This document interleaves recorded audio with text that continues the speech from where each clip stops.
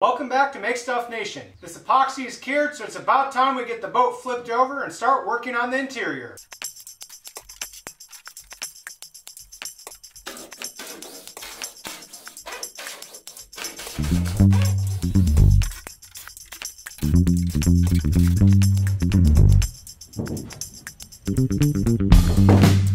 I've cleared out some space in the shop, and the plan is to roll the boat 90 degrees up onto its side, then put some blankets down on the construction jig to prevent scratching the bottom of the boat, and then lift the boat up, continue rolling it over, and set it upright back on the construction jig.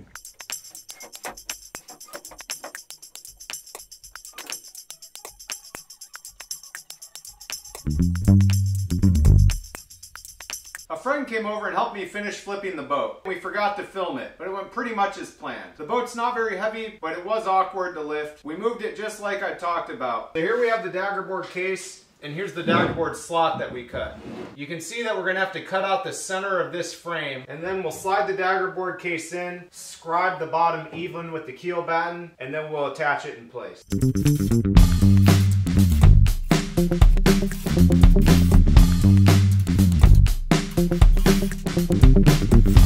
I've gone ahead and added some supports from the building jig up to the frame extensions on the front of the boat and back at the transom. This will prevent the boat from rocking and keep it steady in place while I work on the deck work. I also used a level and plumb bob to make sure all the frames are upright and perpendicular to the water line or baseline.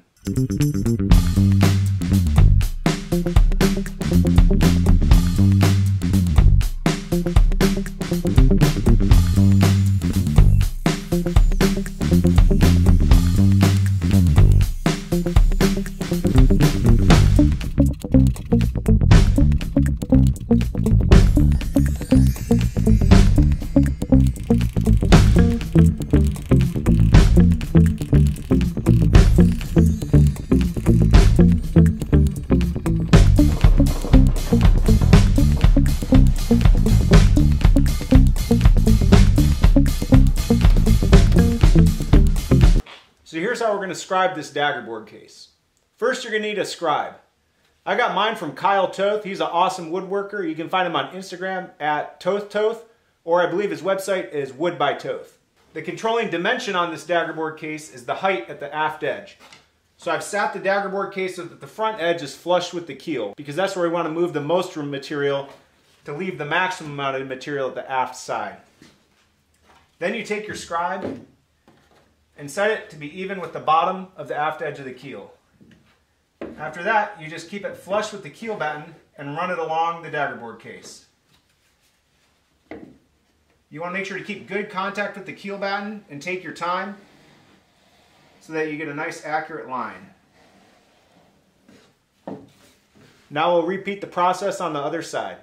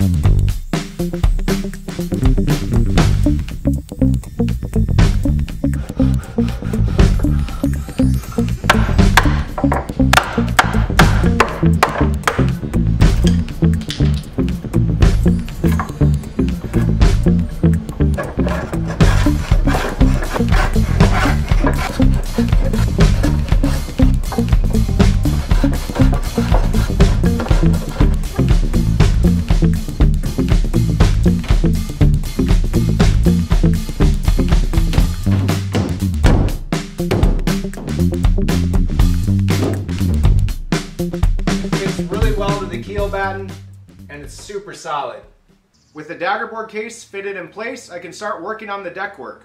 The deck beams need to be 3/4 of an inch thick by 3 inches tall. To get started on that, I'm going to take my sawmill rough cut cypress boards and cut them down to approximate length. Then I'm going to mill them to 3/4 inch thick. Once I have them milled, I can cut out the arc or curve that makes the shape of the deck beams. Then I can go ahead and start fitting them in place.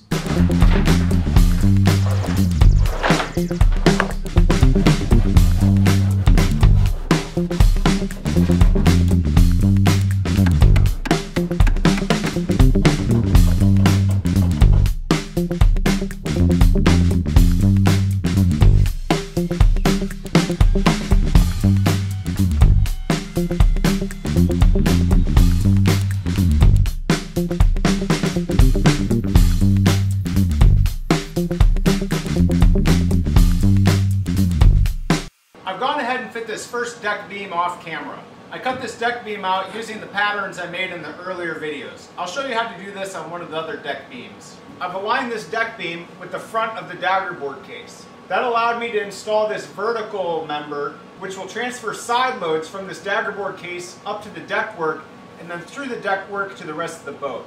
That's going to really help strengthen this dagger board case and prevent all the side loads it's exposed to from cracking or breaking the dagger board case and causing any leaks down along the keel.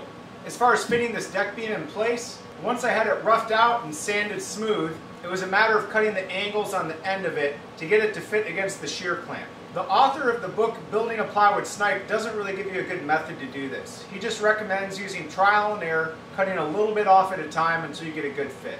I use this first deck beam as a pattern to trace out the deck beam that's going to go at frame 2. You can see that I've notched out the top of this vertical support as well as the next deck beam. These notches are going to allow for this stringer to be installed and help further strengthen the deck.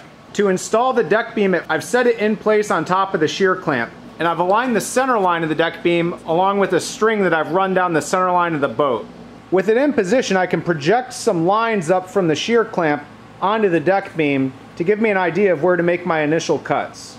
I'm going to use a square and the level to project the inside bottom corner of the shear clamp and then the top inside corner from the shear clamp up to the deck beam. So now I know the start of my angle should be approximately here, and then with the height of the shear clamp, the bottom of my angle is going to be somewhere in here, making a line like this. So now I can use my square to measure the height from the top of the shear clamp down to the bottom corner of the shear clamp and mark that. Then I connect the two dots and I'll have my approximate bevel.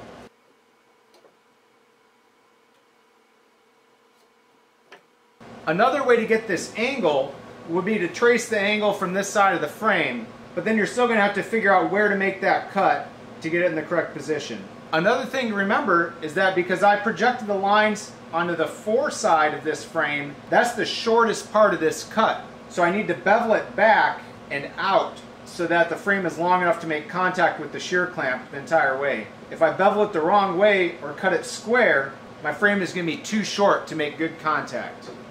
I can use a bevel gauge to get this angle and then transfer it onto my frame. I'll just cut it a little wide, and that way I have some extra if I need to make an adjustment. Now I need to repeat the process on the other side. I'm going to check and make sure my frame is still aligned with center. Now I'm going to project up that bottom corner. I'm using the level on my square to make sure that my square and my projections are plumb with the rest of the boat.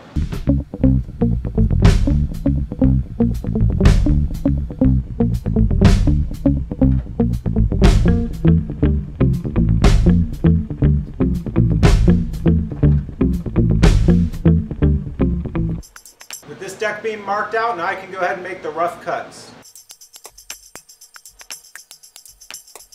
Here you can see the rough fit and it's starting to move into place. I made my cuts on the bandsaw about 1/4 inch proud of those lines I drew, and the frames are not beveled at the moment, they're cut square. So now I can use my power sander to fine tune the fit and get it into place. So here's the second deck beam installed at the number 2 frame. I had to go back and forth between the sander and test fitting this about 4 or 5 times to get to sit right. I have the top of this notch where that other structural member is going to be flush with the bottom of this string, so that'll be in the right position. This strapping and screws are just to hold this deck beam in place until I do the final installation, so don't worry about those, they'll get removed. Now I can go ahead and use some brass screws to install this deck beam in place. That'll help hold it steady while I finish the rest of the deck work. Now we're going to go ahead and mark out the last deck beam, which is the deck beam that goes in at station 1. I've got my milled lumber. I've jointed one edge to give myself a nice reference surface. First thing we're going to do is we're going to mark a center line.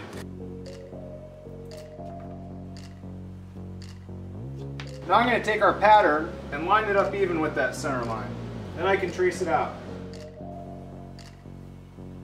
Then I'm going to measure up 3 inches, which is the width or height of our deck beams. I just position it to connect the dots, and then trace it out. While I'm here, I can mark out the notch for that other deck support. That deck support is 1.5 inches wide, so that's 3/4 of an inch either side of centerline. And we'll notch it out 3/4 of an inch deep.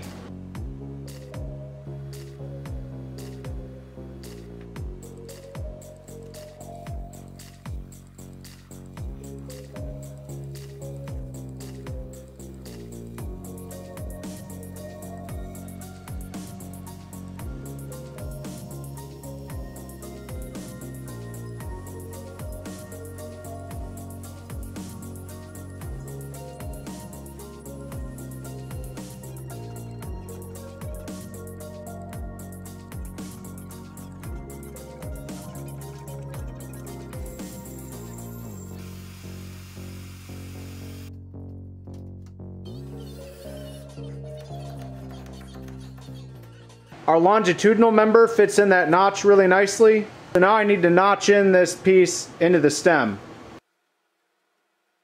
I'll be able to use this test piece, which is the same dimensions, to check my fit. I can even trace the underside of this to get the depth.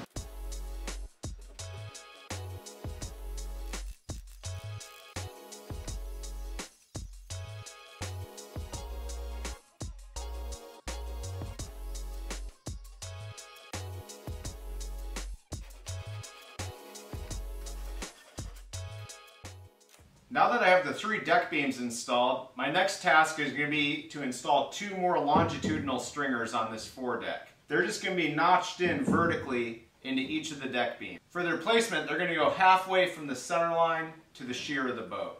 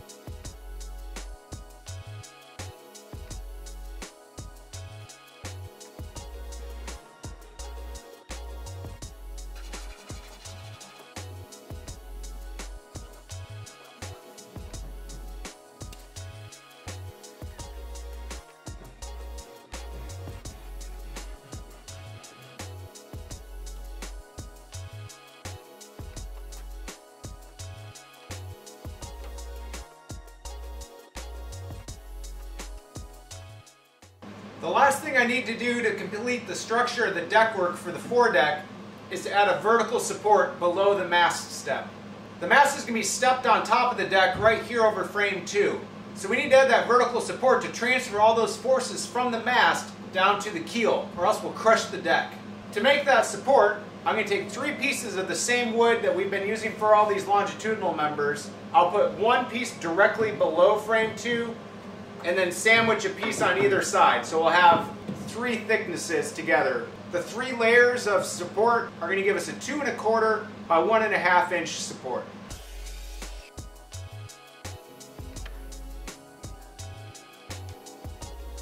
Here's the final mast support strut. I also took the scrap that I cut off the number 2 deck beam and attached it on the aft side. That brings this surface up flush with the number 2 frame, and it's going to give me an even surface all the way around to attach a bulkhead to. That bulkhead will waterproof the front of the boat so that the boat is buoyant if it capsizes. That wraps up all the deck work for the foredeck of the boat. Now I can go ahead and fix it permanently in place, and then it will be ready to fare in here at the shear line and be ready to cover.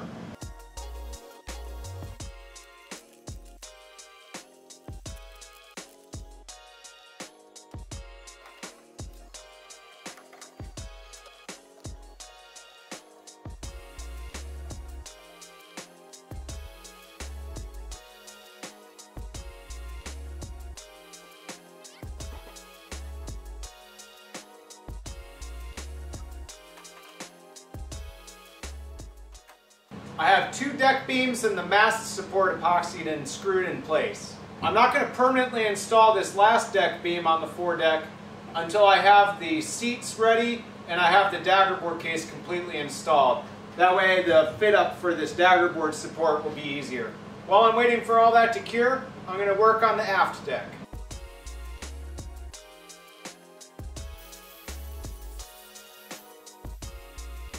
This deck beam back at station 5 is going to be pretty easy because I can clamp it to the frames like I did on the Fore deck. This deck beam though, there aren't any frames directly at its position, so I had to come up with some sort of jig.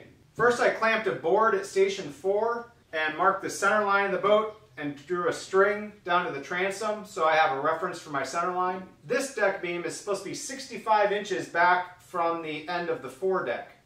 So I made a measurement and determined that is 14.5 inches aft of this back face of frame 4. Frame 4 is 3/4 of an inch thick, so 14.5 plus 3/4 of an inch is 15 1/4. So I cut 2 pieces of wood 15 1/4 inches long and attached them to frame 4, butted up against this cross board that I clamped in place. That gives me a reference surface to put this deck beam in place so I can mark the bevels and get those cut out on the ends.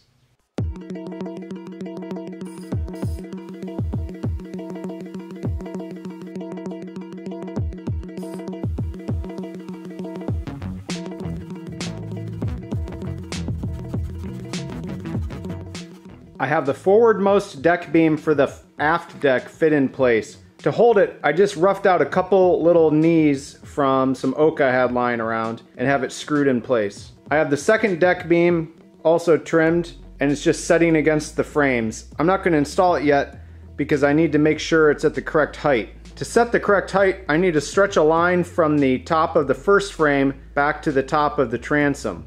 The transom hasn't been beveled to fit the deck yet though, so that's my next task. To be ready to bevel the transom, I had to cut off the frame extensions, and those are what was holding the boat in place. So I added some blocking and carpet pads under the boat to hold it, and then was able to cut off the frame extensions. Now I can use a hand plane to fare in the top of the transom with the line of the deckwork.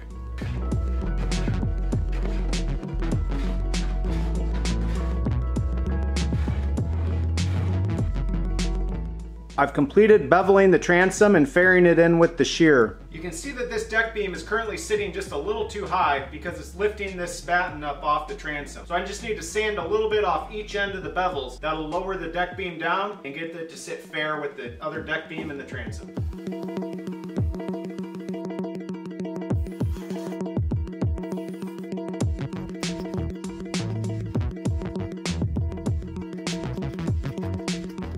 With the deck beams installed, now we can add the longitudinal support members. It'll be just like the Fore deck.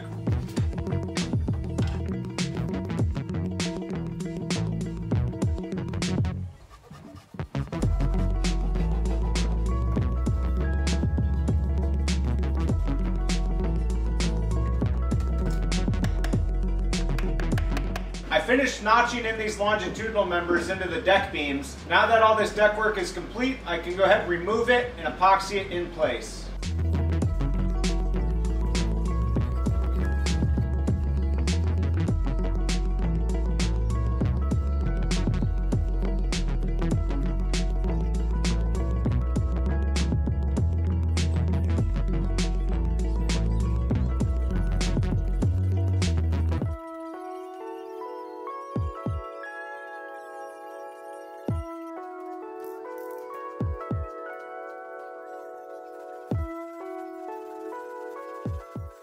Well, that wraps up the permanent installation of the aft deckwork. Once the epoxy cures, I can go ahead and make a pattern to cut out the plywood deck. I'm going to save that for later though. This is where we're going to wrap up today's episode. In the next episode, we'll work on making the seats or the quarter decks that go between the Fore and the aft deck. We'll also do the final installation of the daggerboard case. As always, I hope you found this video entertaining and useful. If you have any questions or comments, please write them down below. Thanks again for watching Make Stuff Nation. Please don't forget to like, share, and subscribe. We'll see you next time.